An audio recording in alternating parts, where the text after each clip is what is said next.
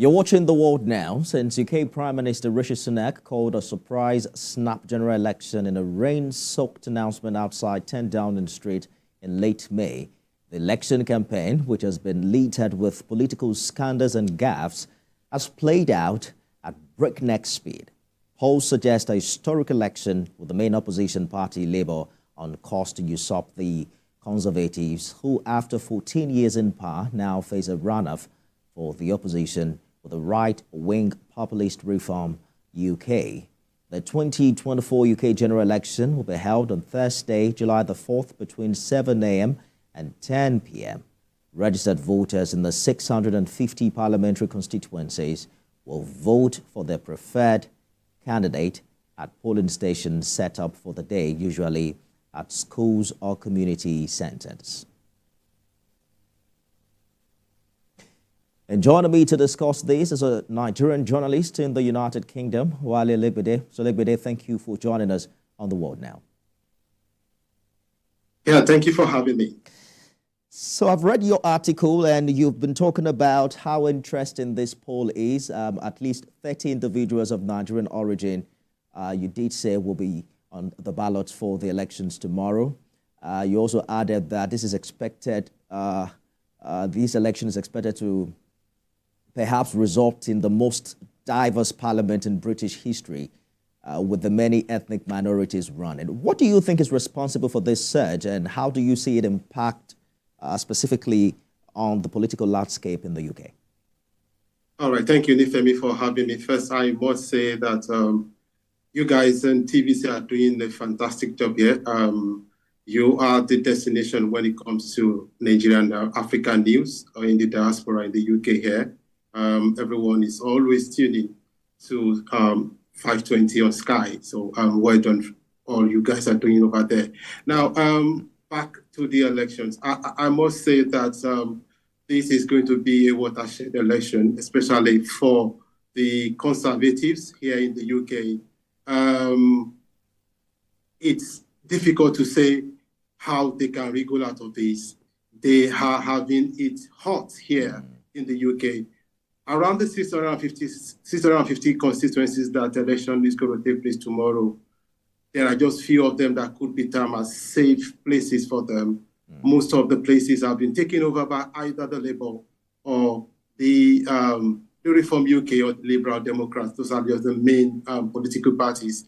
But bear in mind that there are 98 political parties that will be contesting in this election. Now, the reasons for all of this are clear. First, there are issues about the economy.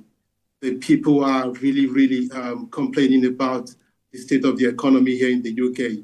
They are really talking about the cost of living, and also they're also talking about the immigration issue. And they felt that the Conservative government over the past 14 years has not handled some of these things very well. Housing is also another topical issue that has been talked about. And about the diversity we are seeing now, and having quite a number of people of ethnic minorities on the ballot. Well, that could be said based on the system here that is run here, as long as you are a citizen and also you are from the Commonwealth country, you can. And also there has been this boundary adjustment in the UK, and that also gave room to some other constituencies coming up. So it's going to be a battle to finish tomorrow. The Conservatives are not giving in. They are not in any way giving in. They are still making effort to make sure that they are back at number 10 Downing Street, but it's going to be a tough task for them. I'm sure the world is looking forward to it. More candidates are also contesting tomorrow, 981 more than we saw in 2019, considered perhaps the most candidates ever vying for positions this time.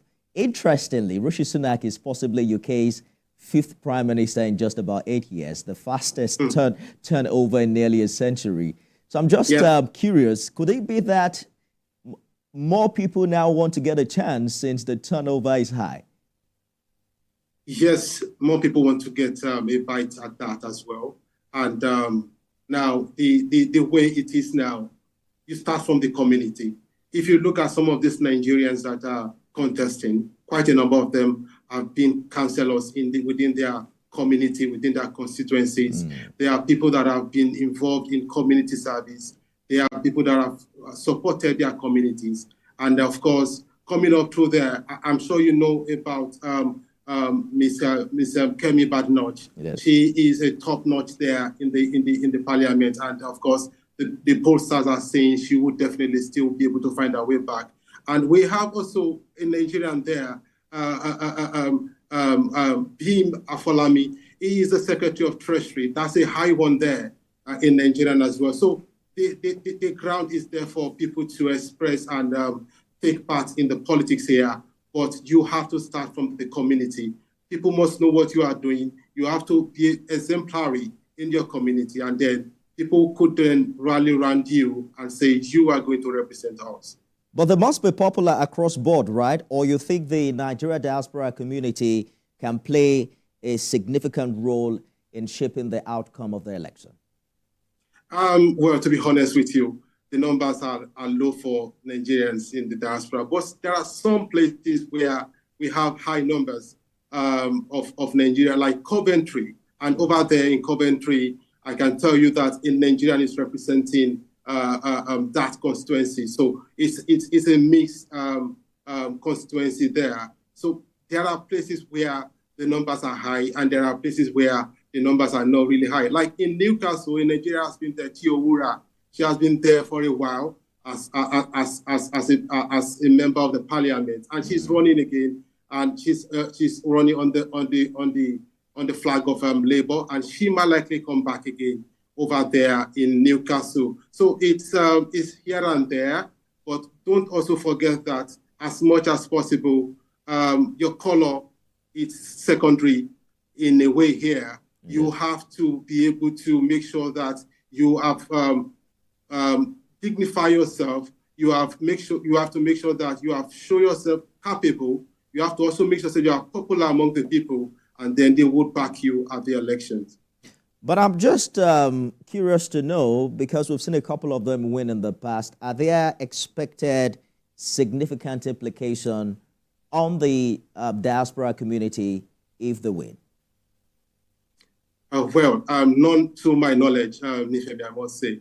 Other than we have been having, like this last house that was dissolved, this like parliament, we have a total number of 9 Nigerians, both from the Labour and the Conservatives there, and they held high offices there. So like I said, the rule here is that you must make sure that you are above board. You must make sure that you have the capacity. You must make sure that you are also popular. And also, education is also a very, very viable means of getting some of these things here. The implications are not that high. You will remember that Rishi Sunak himself has his origin from India and is from the ethnic minority. So it's a level playing ground as it is here. But you also need to show yourself above the people here.